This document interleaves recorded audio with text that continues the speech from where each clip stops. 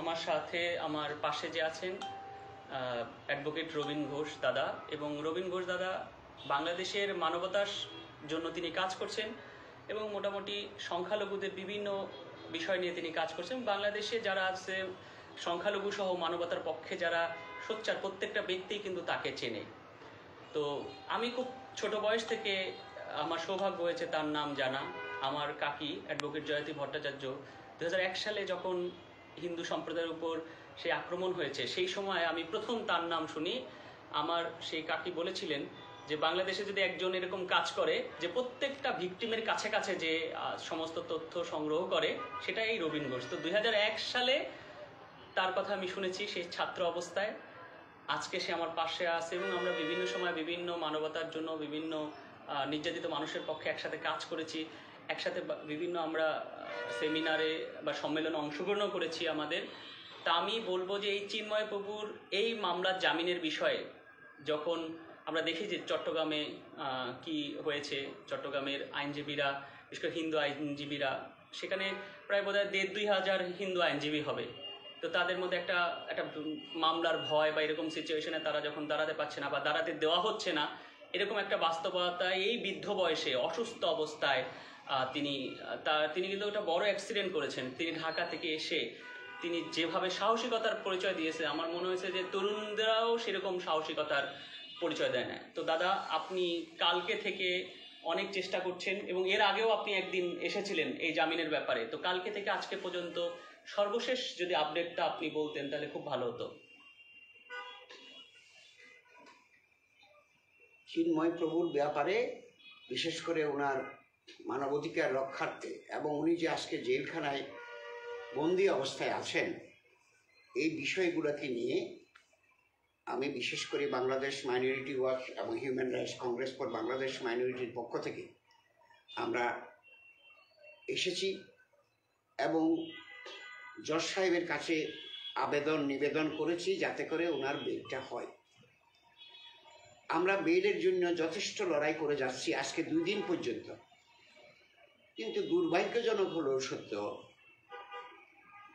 আমার এই মামলায় বেল টাকা অর্থাৎ আমার ওকালতনামা টাকা সত্ত্বেও জজ সাহেব আমাদের সঙ্গে ঠিক একটা ডিসক্রিমিনেশন করেছে বলে আমার মনে হয়।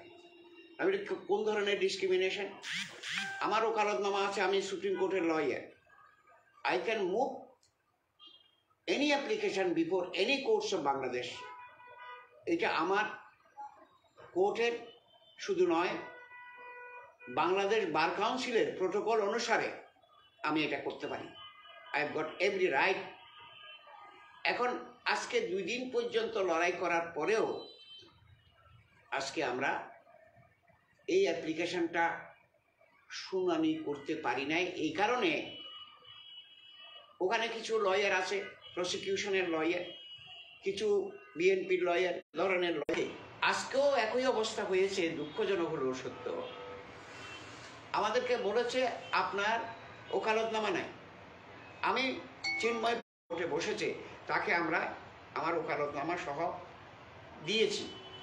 উনি ওকালতনামা পেয়ে স্যাটিসফাইড হয়েছে। উনি একটা অর্ডার দিয়েছে এই বলে যে আমি বিকালবেলা 3টার দিকে এটা শুনানি করব। আমরা যথাযথভাবে আজকে 3টায় উপস্থিত হয়েছি এবং উপস্থিত হয়ে আমরা হবে। এখন আমার ভয় হচ্ছে এখানে যাদের বিরুদ্ধে মামলা, কতগুলো লয়ার, প্রায় 70 জন লয়ারের বিরুদ্ধে, আইনজীবীর বিরুদ্ধে মামলা করা হয়েছে, যাতে এই লয়াররা এই সমস্ত কেজে অ্যাপিয়ার করতে না পারে, মানে মানবতার পক্ষে লড়াই করতে না পারে বা লয়ার হিসেবে তার দায়িত্ব পালন করতে না পারে। আমরা মানবতা বিরোধী কার্যক্রমে আমরা অংশগ্রহণ করি সবসময়। আমরা সরকারকে সহযোগিতা করি, শুধু হিন্দু নয়, দেয়ার আর সাম আদার মাইনরিটিস।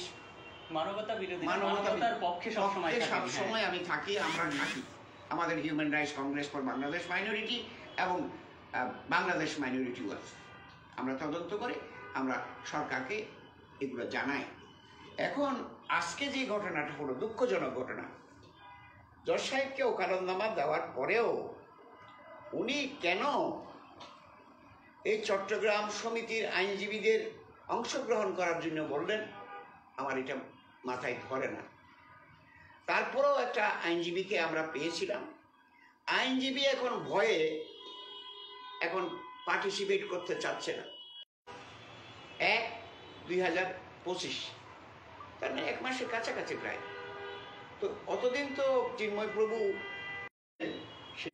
এক কথা কি মেসেজ দিবেন?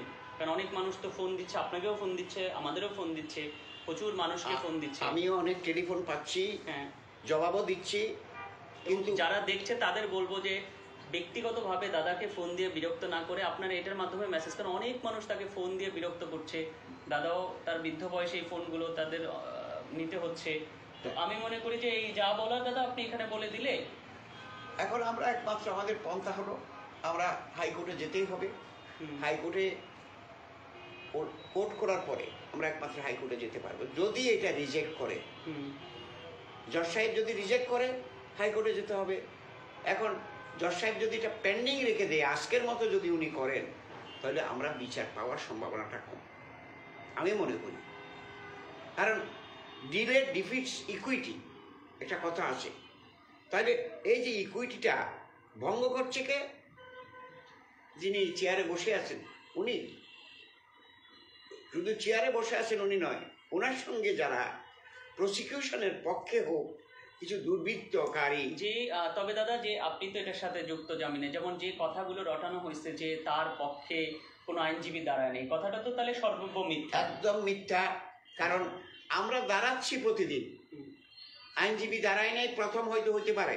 যখন I have been entrusted with the responsibility, আমাকে যখন ক্ষমতা দেওয়া হলো তখন তো আমি প্রেজেন্ট ছিলাম, আজকেও ছিলাম। আজকে তো আমি সকালবেলাও মুভ করেছি এবং বিকালবেলাও 2টার দিকে আমি মুভ করেছি।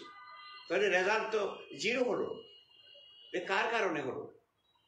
একটা লয়ার বলেই ফেলেছে উনি হয়তো চট্টগ্রামে আছে, আমরা কিছু কিছু ঢাকাতে দেখাবো। তার মানে কি? আমাকে তো থ্রেট করছে, আমার তো জীবন সংশয়ের আশঙ্কা আছে। এই যে এই ধরনের থ্রেটগুলো যে দিচ্ছে, আমার মতো লয়ার, আমি সুপ্রিম কোর্ট থেকে এখানে এসেছি, এখন তো এখানে সাধারণ লয়ার তো স্বাভাবিকভাবে ভয় পেয়ে যাবে, কারণ আমি তো চলে যাবো আজকে বা কালকে। কিন্তু যারা থাকবে চট্টগ্রাম, তাদের অবস্থা কি হবে? তাদেরকে তো মেরে ভূত বানিয়ে দেবে। এগুলো তো মানে ঠিক না। এগুলো তো অন্তত আইনজীবীর পেশাতে তো এরকম হওয়ার তো বোধহয় সুযোগ নেই। তার নিয়ম আছে। আমরা যারা আইনজীবী, কিন্তু বার কাউন্সিল, এর আগের যে বার কাউন্সিলে আমার মামলা ছিল, আমি আরেকটা জায়গায় আমি মার খেয়েছি লয়ারের মাধ্যমে। কোথায়? গোপালগঞ্জে কোর্টে। দুঃখজনক, এই গোপালগঞ্জে কোর্টে আমি একটা হিন্দুর পক্ষে, অ্যাকিউজডের পক্ষে মামলা করতে যাইয়া আমাকে বারের প্রেসিডেন্ট থেকে আর 18 জন লয়ার আমাকে মারপিট করেছে। এই ঘটনা এখনো বার কাউন্সিলে পেন্ডিং পড়ে আছে, কোনো বিচার হয়নি। দাদা তাহলে আপনি যদি সংক্ষেপে, আমি যদি একেবারে এক বাক্যে বলতে বলি আপনাকে, যে চিন্ময় প্রভুর জামিন নিয়ে যারা অত্যন্ত উদ্গ্রীব আছে তাদের কি বলবেন আপনি এক বাক্যে? আমরা বলতে পারি আমরা ডিজার্টেড হইনি, আমরা এখনো লড়াই করতে যাচ্ছি, করব। আপনারা বাইরে যারা আছেন, আজকে আমি যেহেতু চিন্ময় প্রভুকে দেখতে গিয়েছিলাম, কোথায়? জেলখানায় দেখে আসছি। উনি ভালো আছে, তবে উনি একটু চিন্তায় আছে যে বেল কখন হবে, উনিও চিন্তায় আছে। তো সবাই সামনে বলেছে আমার শরীর মোটামুটি ভালো না, তবে মানে ওনারা প্রশাসন আমাদেরকে সাহায্য করছে, উনি স্বীকার করেছে। তবে ওনার প্রতি ফিজিক্যাল অ্যাসল্ট এগুলো হয়নি, উনি ভালো আছে। আমি যেহেতু ওখানে ছিলাম, প্রায় 25 থেকে 30 মিনিট কথা বলেছি। উনি চোখে ওনার জল আসছে, যখন বিদায় হয়ে যাচ্ছি, উনি চলে যাচ্ছে, আমিও চলে আসছি, তখন আমি দেখলাম চোখের জল ওনার আসছে। এটা অত্যন্ত দুঃখজনক। উনি নিরীহ একটা লোক, মানুষের জন্য কাজ করে, যেমন আমি মানবাধিকার করি। এখন আমাকে যদি জেলে ঢুকিয়ে রাখে, আমি কি করবো? সর্বনাশ। তাহলে ইজ ইট নট? মামলাগুলো তো এরকমই। আপনি দেখেন, আপনি এই যে একটা এনামুল নামে যে একটা মামলা করছে, 500 জন অজ্ঞাত আর বোধহয় 164 জনকে, সেখানে দেখেন আপনি 25 তারিখ চিন্ময়বাবুর ওই প্রেস ব্রিফিং শাহবাগে করা অবস্থা পরবর্তীতে আমাকে আহত করে, সে আমি 26 তারিখে এইখানের আমি মানে এইখানের যে মামলায় আমাকে দেখাচ্ছে যে আমি সেখানে 20 নম্বর আসামি। তাহলে আমি তো এই যে মিথ্যা মামলার সবচেয়ে বড় দৃষ্টান্ত তো আমি, মানে সেই মামলাটা হয়তো ওরকম গ্রহণ বোধহয় শেষ পর্যন্ত অনেক থানাতে বোধহয় পাঠাইছে কোর্ট। তো হ্যাঁ আচ্ছা, ঘটনার দিন আপনি চিন্তা করেন আমি ঢাকায় ছিলাম, শাহবাগে ছিলাম, সবাই জানে, এবং আমাকে আহত করছে। এবং আপনি চিন্তা করেন যে এরকম একটা বাস্তবতায় আরেকজন ওই সময় যে একটা ঘটনা ঘটে, যে ওই যে অ্যাডভোকেট রমেন রায়ের কিভাবে মানে কিভাবে প্রায় একেবারে মেরে ফেলা, এবং সে কিন্তু আপনি এখন আইসিইউতে আছে, তার অবস্থা মানে একদম ভালো না, আপনারা জানেন। তো এই যে পুরো যে সিচুয়েশনটা, যে বাস্তবতাটা, এখানে যে একটা মিথ্যা মামলার যে একটা, আপনি দেখেন কিভাবে মিথ্যা মামলাগুলোর যদি আপনি তালিকাগুলো, এই যতগুলা মামলা হয়েছে আপনি দেখবেন যে যারা সোনার ব্যবসা করে, যারা বিভিন্ন প্রপার্টি বিজনেসের সাথে যুক্ত হতো, সেই ব্যক্তিগুলোর নাম কমন বিভিন্ন মামলাগুলোতে। আপনি মামলাগুলোকে যদি এক জায়গায় করেন, এই যে আপনি এই যে আমাদের সাথে এই যে এনামুল, যেটা আমি ওর মানে ছবি দেখলাম, আমি দেখি নাই, যেটা দেওয়ার চেষ্টা করছে, ওইখানে আপনি দেখবেন যে সেখানে সে জমি রেজিস্ট্রি করতে দেখলাম লেখা আছে, সে আসছে এখানে কোর্টে, সে কোর্টে আসছে, ঠিক আছে, কিন্তু মামলার আপনি দেখেন যে আসামিদের সে যাদের নামের তালিকা দিচ্ছে তার ওই ধলঘাটে তার বাড়ির আশেপাশে। তো তাহলে সে কি ওই চট্টগ্রাম কোর্টে এসে সব তার বাড়ির আশেপাশে লোকজনরাই পেয়েছে নাকি? মানে এরকম হাস্যকর, মানে এইভাবে কিভাবে এগুলো আমি বুঝলাম না, কিভাবে প্রশাসন এগুলোকে টলারেট করতেছে, বা কিভাবে এগুলোকে কেন মানে এখনো এগুলোকে খুব দ্রুত এগুলোকে আমি মনে করি কি স্টপ করা দরকার।